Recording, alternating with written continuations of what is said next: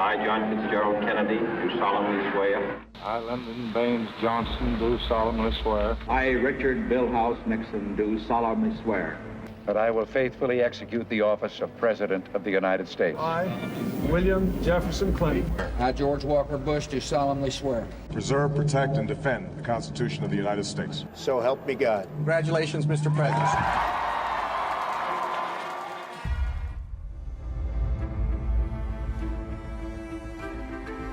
Leaders, protectors, history makers. There is one job at the top that guarantees your name in the history books. A job that pledges to defend the Constitution and guard the free world. Freedom, liberty, and justice, the cornerstones of democracy, and the oath of the President of the United States.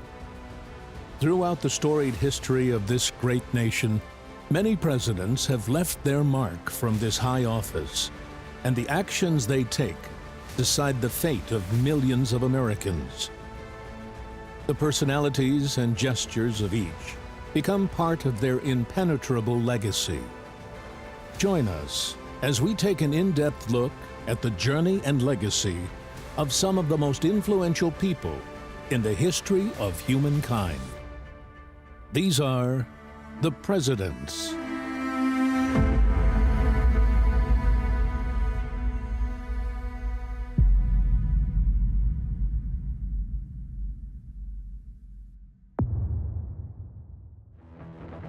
I, Ronald Reagan, do solemnly swear. That I will faithfully execute the office of President of the United States. That I will faithfully execute the office of President of the United States. Ronald Reagan, the 40th President of the United States, an ambitious and charming figure unlike any other in America's history. The speeches are over, and the audience is content with the sound of a promise. A leader who rocked the U.S. economy with his infamous Reaganomics and divided opinion both on home turf and abroad. Reagan was more than just a brilliant speechmaker, more than a visionary. His political flair achieved progress, not just in America, but all over the world. In this present crisis, government is not the solution to our problem. Government is the problem. No area of the world should have a higher priority than the place where we live, the Western Hemisphere. Here we look back at the most defining moments and how a former actor changed conservatism in America forever.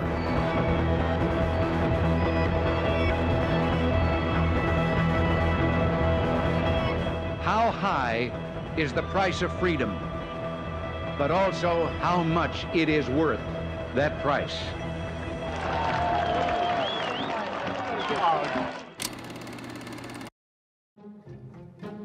Ronald Reagan's early life differed from the privileged childhoods of many other presidents.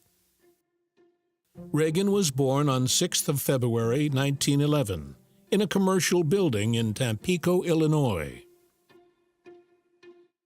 His family actually moved around a lot when he was younger because his father was a shoe salesman, but eventually they settled, and he grew up very, very poor. In fact, he didn't even have access to running water when he was a child.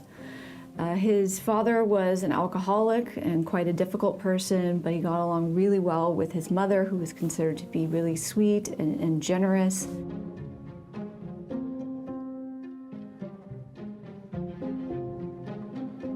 Once the family settled in the city of Dixon, Reagan attended Dixon High School, where he developed his interests in drama and football.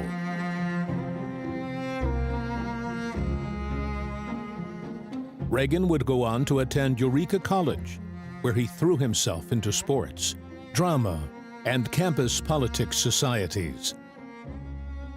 However, he struggled to excel at his economic and sociology degree and remained a fairly mediocre student throughout his years at college. Ronald Reagan's film career started on a whim. As he was working as a sports announcer, he followed the Chicago Cubs out to Los Angeles There, he decided to do a screen test for Warner Brothers, and he was signed a contract at $200 a week. He made more than 50 films. Some of the more notable ones were Love is in the Air, and he also played the role of George Gipp in the Newt Rockne biography, and he had the famous line, "Win one for the Gipper." None of his movies were considered to be, critical darlings, but he was a popular actor and movie star. Well, well, well, Jack Curtiz in person. That's the trouble with you actors, Ronnie. No appreciation for what we directors do to make you look good. Oh, Morgan would love to hear you say that. In 1938, Reagan starred in Brother Rat alongside fellow actress Jane Wyman. The show business pair hit it off, and they married 2 years later in California. Jane and Ronald had 3 children, Maureen, Michael, and one-day-old Christine, who died shortly after birth. Unfortunately, the marriage broke down, and the acting couple divorced in 1949. Not long after, he would meet the actress Nancy Davis. Nancy Davis got in touch with him because he was president of the Screen Actors Guild, and she was worried that her name had been on a list of communist sympathizers, and he helped get her name off that list because there was another Nancy Davis who was active in that role. So they would then go on to marry in 1952 and have 2 children, Patricia and Ronald Reagan Jr. Without realizing it, Nancy Reagan would one day become one of the most influential first ladies in American history. Reagan's time as president of the Screen Actors Guild proved tumultuous and tense. In the late 1940s and 50s, America drove a nationwide persecution of communists and suspected sympathizers. Soon, the age of McCarthyism and anti-communist sentiment seeped into Hollywood. Ronald Reagan became president of the Screen Actors Guild in 1948, and he was pretty successful in this role. But he really had some issues and disputes with labor. In particular, he was suspicious that many members of Hollywood were members of the Communist Party. And so in the end, he would cooperate with the FBI and in fact agreed to testify before the House of Un-American Activities and would designate several members of Hollywood as communist sympathizers. In 1947, the House Un-American Activities Committee interrogated actors, writers, and other creatives with communist ties. Lists of suspected communists were released in newspapers. The persecuted lost their jobs and were blacklisted in Hollywood. The question before this committee and the scope of its present inquiry will be to determine the extent of communist infiltration in the Hollywood motion picture industry. I never, as a citizen, want to see our country become so, or become urged by either fear or resentment of this group that we ever compromise with any of our democratic principles through that fear or resentment. Reagan's experience as president of the Screen Actors Guild changed his political views forever. He became a staunch anti-communist and moved away from his liberal mindset. Reagan wasn't always a right-wing Republican. In fact, in his early days, he was a Democrat. He was a great admirer of Franklin Delano Roosevelt. He called him an American hero. But over time, he started to feel that the communist influence in Hollywood was really becoming a problem. He felt that the labor unions were making life very, very difficult. And later in life, he would become more and more sympathetic to more free market policies. He really gained a philosophy from this period that the government wasn't really helping out business, that it actually was infringing upon the rights of individuals and the rights of big business and small business owners. One side in this campaign has been telling us that the issues of this election are the maintenance of peace and prosperity. The line has been used, we've never had it so good. But I have an uncomfortable feeling that this prosperity isn't something on which we can base our hopes for the future. No nation in history has ever survived a tax burden that reached a third of its national income. Today, 37 cents out of every dollar earned in this country is the tax collector's share. By 1962, he officially declared that he wasn't really any part of the Democratic Party anymore. He famously stated, "I didn't leave the Democratic Party, they left me." I became a Republican not because the parties were the same, but precisely because they were different. In 1966, Reagan ran in the election for governor of California. He campaigned on the key issues of individual freedom and small government and appealed to many voters through his television speeches.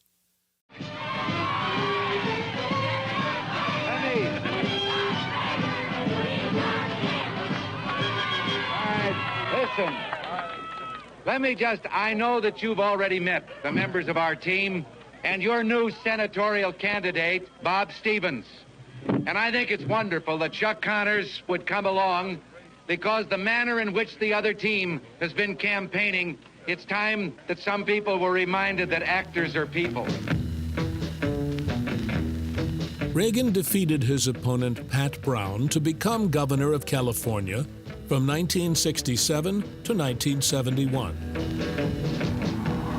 He was re-elected again for a second term in 1971 after defeating Jesse M. Ura with 52.85% of the vote. The speeches are over, and the audience is content with the sound of a promise, the sight of a candidate's smile, the taste of Coca-Cola, the touch of a handshake, and the smell of autumn. By 1968, Ronald Reagan had become a very popular California governor, and he was such a star in the Republican Party that he started to feel that he could make a bigger impact by running for the big office, for president. Reagan ran in the Republican presidential primaries in 1976, but proved unsuccessful. Jerry Ford, why are you asking your fellow Americans and your fellow Michiganders to let you go on being president for the next 4 years? My answer is very simple. Because I've done a good job. I'm proud of it. Gerald Ford narrowly won the Republican nomination, but failed in the election to hold on to the White House. Democrat Jimmy Carter instead took his position in the Oval Office.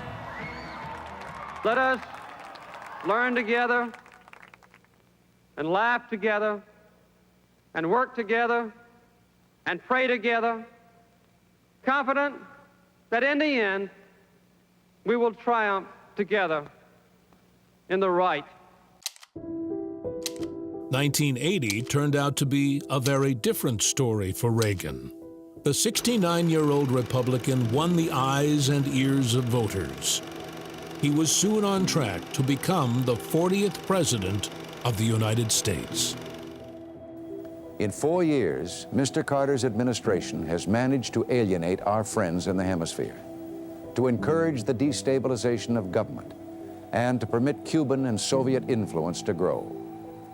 We must take steps to change the Carter administration's sorry record of vacillation, alienation, and neglect. Jimmy Carter's presidency had not been an easy ride for the American public. The economy had weakened, and a period of great inflation hit the U.S. hard. Reagan was able to win such a landslide against Carter because of the state of the economy in the U.S. At the time, there was incredible inflation, there wasn't much economic growth, there was a lot of despair about the direction that the economy was going in, and that was coupled with the perception that Jimmy Carter was ineffective in foreign policy. No one likes gasoline rationing, and we will avoid it if it is possible. But I will not hide from my responsibility to the nation.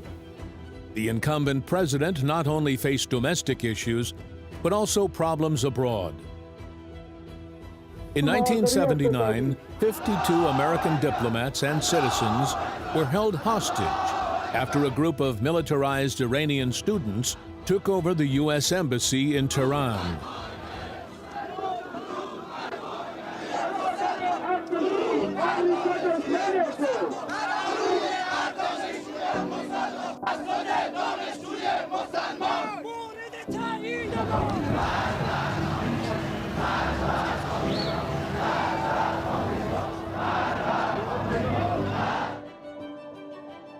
Mr. President, following up on your statement just now, when you were planning the rescue attempt, did you believe that all the hostages could have been removed from Iran safely, or did you feel that some could have been killed in the process?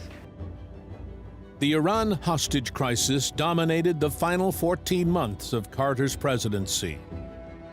Republican opponent Ronald Reagan massively criticized the president's handling of the crisis, and it soon became a point of contention for voters.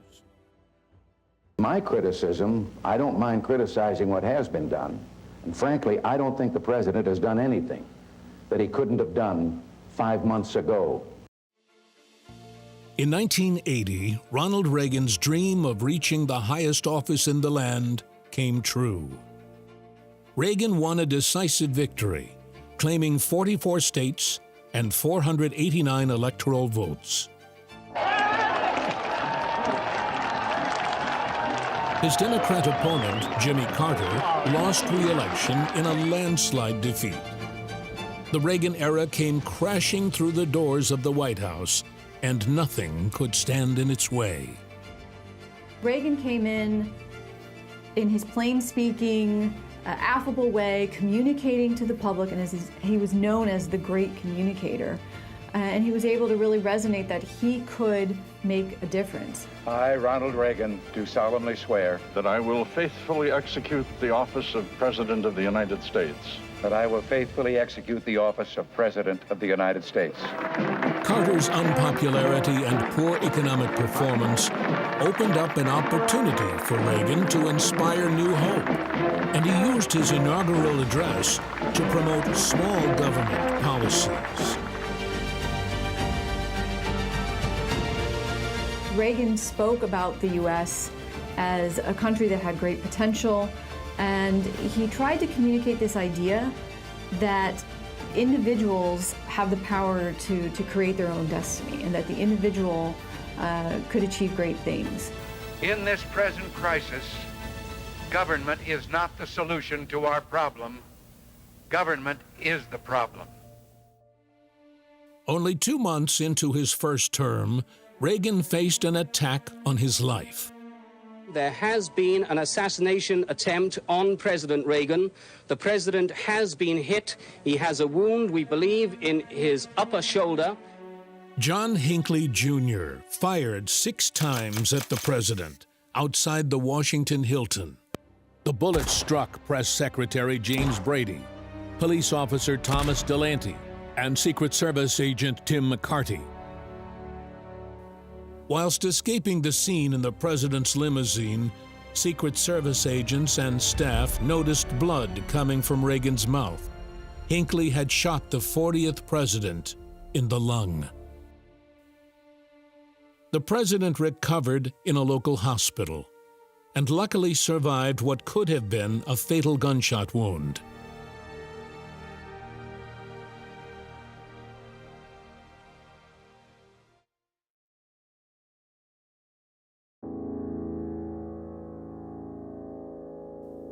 On a popularity high, Reagan stepped up the heat in tackling the economic mess.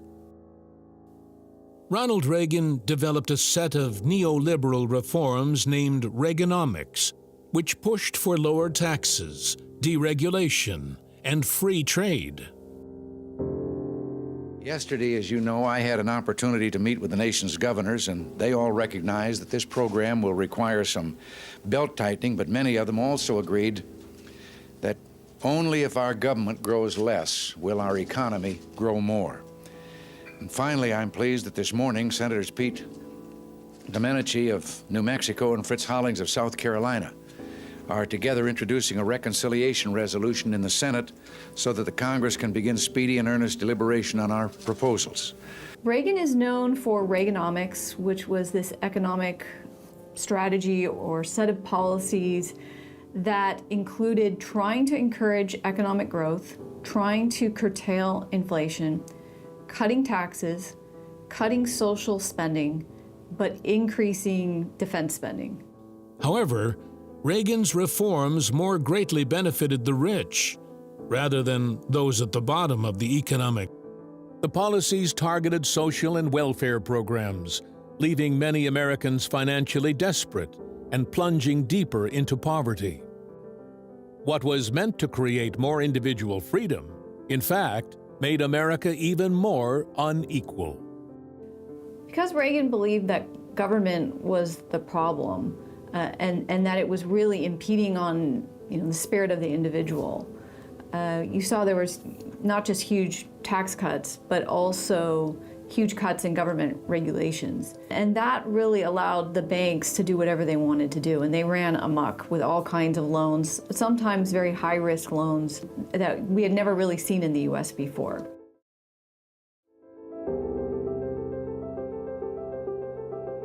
The other thing is that Reagan engaged in huge cuts in social spending. $22 billion was actually cut.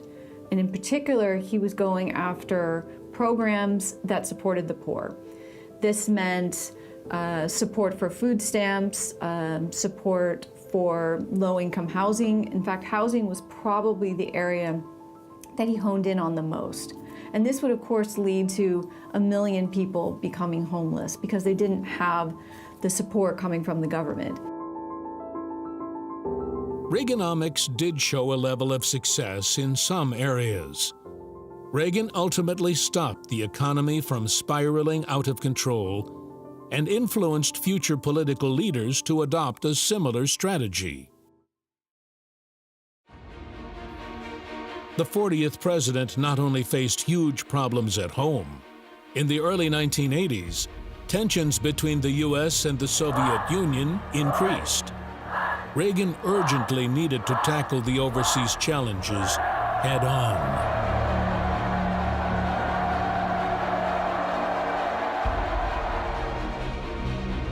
The 45-year standoff between the U.S. and the USSR started at the end of World War II.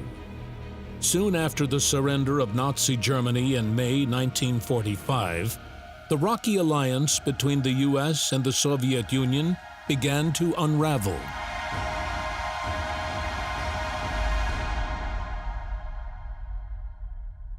If history teaches anything, it teaches that simple-minded appeasement or wishful thinking about our adversaries is folly.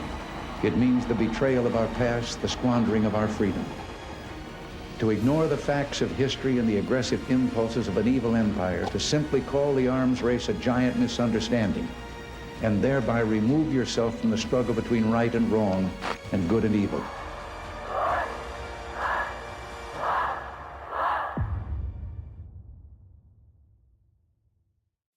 By 1948, the Soviet Union had installed left-wing governments in Eastern European countries. America and Britain soon feared Soviet domination of Eastern Europe and the spread of communism in the West. In retaliation, the U.S. sought to provide aid to Western European countries and place them under American influence. The Soviet Union also developed their own nuclear weapons, ending the American monopoly on the atomic bomb. These actions sent the world into a state of paranoia. People began building bomb shelters. The U.S. government launched nuclear safety adverts on the television, and children practiced drills in school. A dark shadow spread across the world. These children are practicing to duck and cover just as you do in your school. We all know the atomic bomb is very dangerous. Since it may be used against us, we must get ready for it, just as we are ready for many other dangers that are around us all the time. In 1961, the Iron Curtain in Europe took on a physical form. Soviet leader Nikita Khrushchev ordered East German soldiers to build a wall and close off access between East and West Berlin. The wall soon became the ultimate symbol of division. When Reagan became president, he made it his primary mission to create peace through strength. Ronald Reagan was suspicious of the Soviet Union for decades. He didn't believe any of the presidents were taking a strong enough stance, in particular Jimmy Carter. He disagreed with détente. He disagreed with containment. He wanted to force the Soviet Union to its knees by outspending it in military defense. Defense spending more than doubled. And this was at a time that the Soviet Union was already spending up to 15% of its own GDP on military spending. And so he was able to push the Soviet Union into an arms race that it couldn't really handle. However, by 1985, the world was shifting. Mikhail Gorbachev took over as leader of the Soviet Union and soon became one of the most significant figures of the 20th century. Gorbachev led a mission to rebuild the economy, improve living standards in Soviet Union countries, and promote openness and freedom of expression. Reagan was a staunch anti-communist, but in Gorbachev, he found a Soviet leader the U.S. could finally negotiate with. Gorbachev was a different type of leader. He was one that really recognized the trade-offs that the Soviet Union faced and that it could no longer really survive if it continued to both support all the Eastern European countries that were part of its bloc and subsidize them, while also pursuing a military spending strategy that was just completely unsustainable. 1987 became a particularly important year for peacemaking. In a visit to West Berlin, Ronald Reagan gave one of his most powerful speeches. The moment inspired hope across a divided nation. General Secretary Gorbachev, if you seek peace, if you seek prosperity for the Soviet Union and Eastern Europe, if you seek liberalization, come here to this gate. Mr. Gorbachev, open this gate.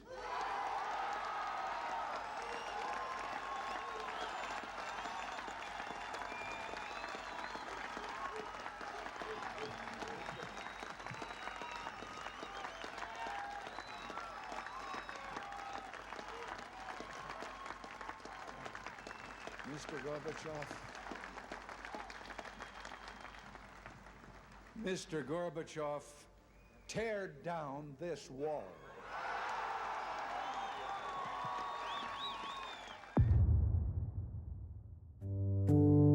The same year, Reagan and Gorbachev also signed the Intermediate Range Nuclear Forces Treaty, agreeing to eliminate a weapons class and reduce their nuclear weapons stockpiles.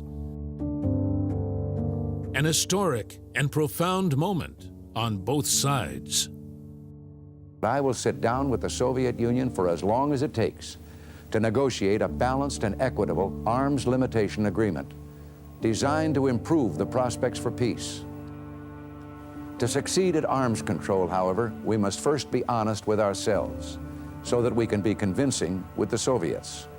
We must honestly face the facts of the arms competition in which we're caught. And we must have a view of the world that is consistent with these facts and that doesn't change to suit different audiences.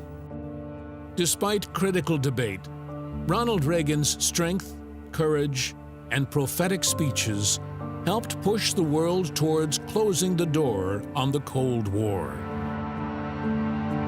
We have listened to the wisdom in an old Russian maxim, and I'm sure you're familiar with it.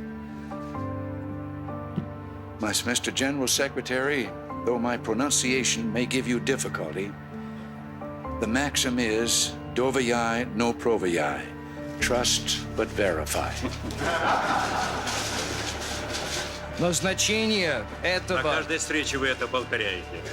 You repeat that at every meeting.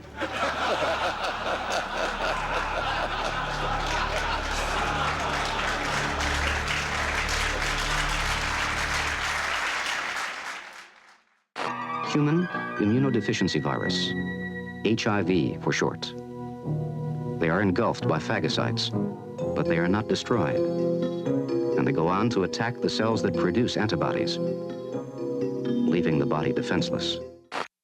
The decade threw an array of intense issues at Reagan. Some of the worst started on home soil. In the early 80s, a new unknown illness spread across America. Doctors had discovered clusters of pneumonia in previously healthy homosexual men in Los Angeles, New York, and San Francisco. The Center for Disease Control began to investigate.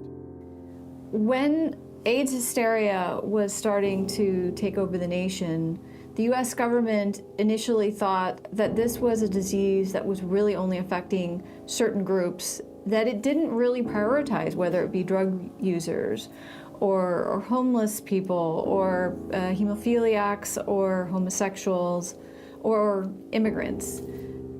They didn't really think it could affect the general population, and when it started to really spread, they started to see that this could really affect all Americans and that it was going to require huge amounts of research. Reagan now faced an invisible enemy. However, his delayed reaction in devising a battle strategy stoked division. News of the virus hit headlines in Thatcher's Britain, and it wasn't long until the disease made its way over the Atlantic. I just, in the few minutes we've got left, turn to something which is being spoken of as the biggest threat that mankind has ever had to face, and that's notwithstanding nuclear weapons. I'm talking about AIDS. Is there any truth in the suggestion one hears that this government has been dragging its feet on AIDS because of your distaste for the whole subject, that you perhaps feel that being explicit in telling the public what it's all about would be somehow quite offensive? Originally identified as a gay disease, U.S. and U.K. society sought to ostracize homosexual males. Gay people must unite to overcome discrimination against people with AIDS. If we do not, we will all suffer. We will all be defeated. We will all truly be victims of AIDS. We're fighting for funds, and we're fighting for our rights as individuals, as human beings, that they simply cannot put us away in leper colonies, which seems to be what they're talking about doing now. Like some prison officers demanding protective clothing, some policemen wearing masks and gloves when dealing with homosexuals, some morticians refusing to embalm the bodies of AIDS victims. The disease continued to spread, and diagnosis came with a large dose of prejudice and hate. Reagan had to deal with the Christian rights backlash against homosexual groups, whereas in the UK, Thatcher faced uproar from the right-wing press, who spread hysteria and relentlessly targeted the gay community.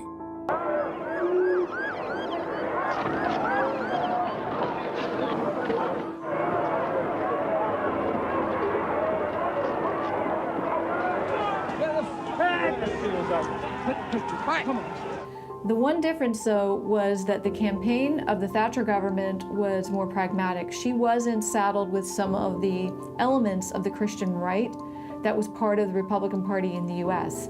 And so she was able to pursue a more effective and pragmatic campaign to encourage her citizens to use contraception and to practice safe sex. And that was something that the more puritanical US public didn't have the same type of campaign. Soon, both the UK and US governments had to accept that the disease was not just affecting homosexuals, ethnic minorities, and drug users. Reagan and his closest allies had no choice but to tackle the epidemic head-on.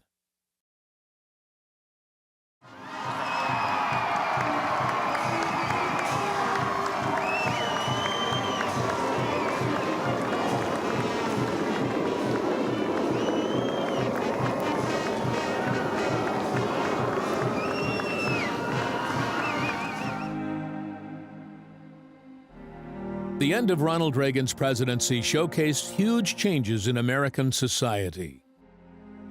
Inequality was rife, and national debt had tripled. His infamous Reaganomics plan had left a lot to be desired.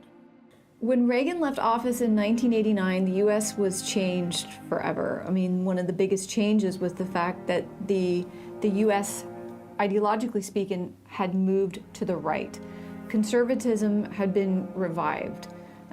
The moderates in the Republican Party had all moved to the right and had been infiltrated by the Christian right in particular. And so you saw that there was nonstop bashing of the government. It became commonplace that people didn't feel that the government could do much for you and that we needed to get the government more and more out of people's daily lives.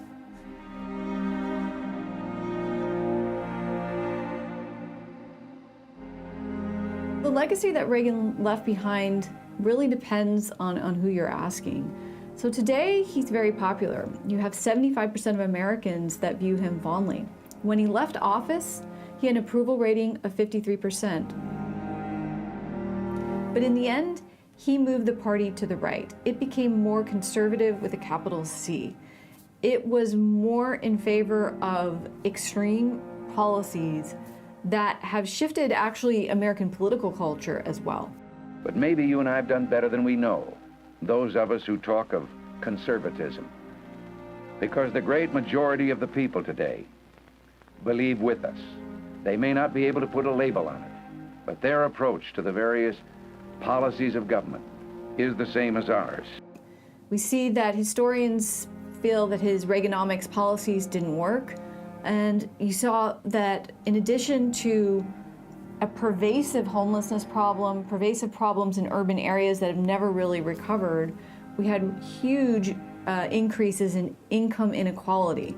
The U.S. became the most unequal industrialized nation in the world. Reagan achieved great success with foreign policy. He built strong relationships with foreign leaders and pushed further than any president before him for negotiations with the Soviet Union. Less than a year after leaving office, the Berlin Wall finally fell, and Germany became united once again. And through another hole, another East German takes advantage of the new liberties. After all, it's New Year's Eve. Anything goes tonight. Bits of the wall are still being chipped out as souvenirs. It's not easy.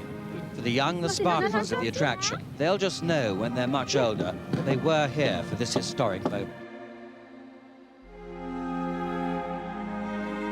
As a former actor and big personality, Reagan's presidency transformed the political system in America.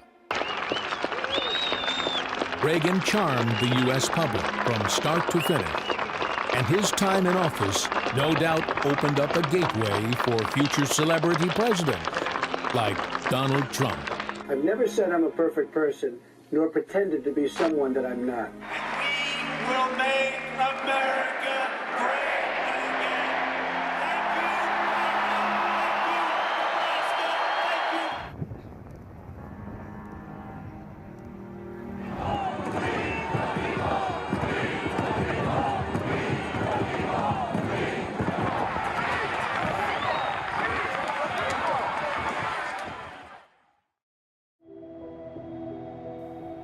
After life at the White House, Ronald and Nancy Reagan returned to California and retired to his home in Bel Air, Los Angeles. Up until contracting Alzheimer's, Reagan spent his time writing memoirs, creating the Ronald Reagan Presidential Library, and riding horses at his ranch.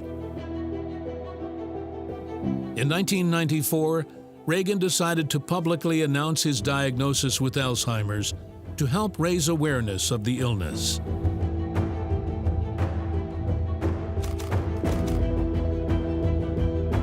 He largely disappeared from public view as the disease progressed, and in 2005, the news of his death hit international headlines.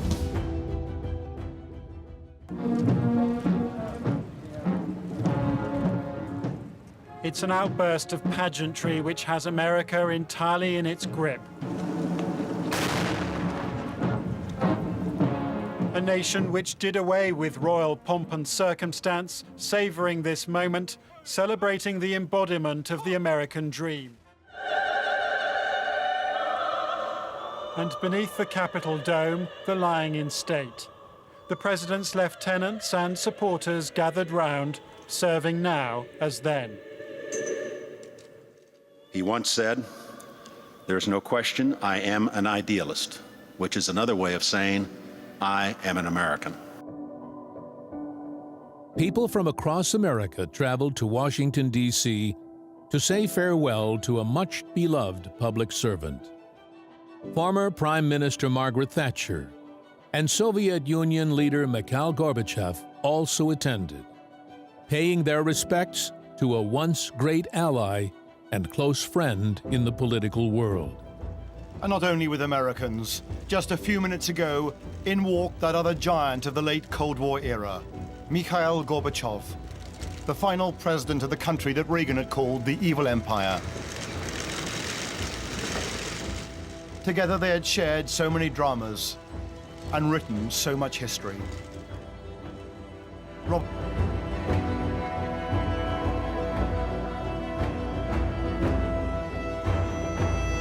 Ronald Reagan's passing deeply saddened not only the American public, but people across the world.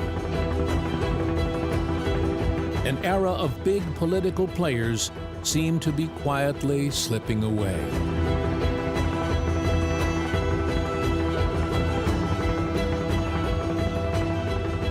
So help me God. Now, congratulate you, sir.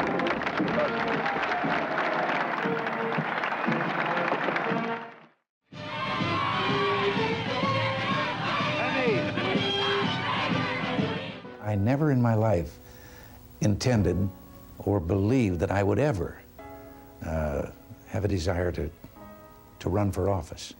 Ronald Reagan's promotion of individual freedom guided America down a new path, and one which would change the political system forever.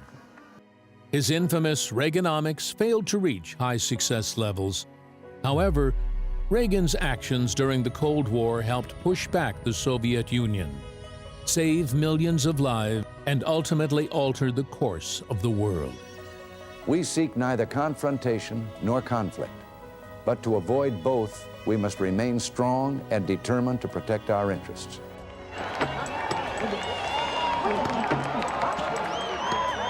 The great communicator wanted only the best for the American people. His vision still sits in the hearts and minds of many, 3 decades after he left office. Whatever the history books might say about Ronald Reagan, he will certainly go down as one of the most memorable and iconic presidents in American politics.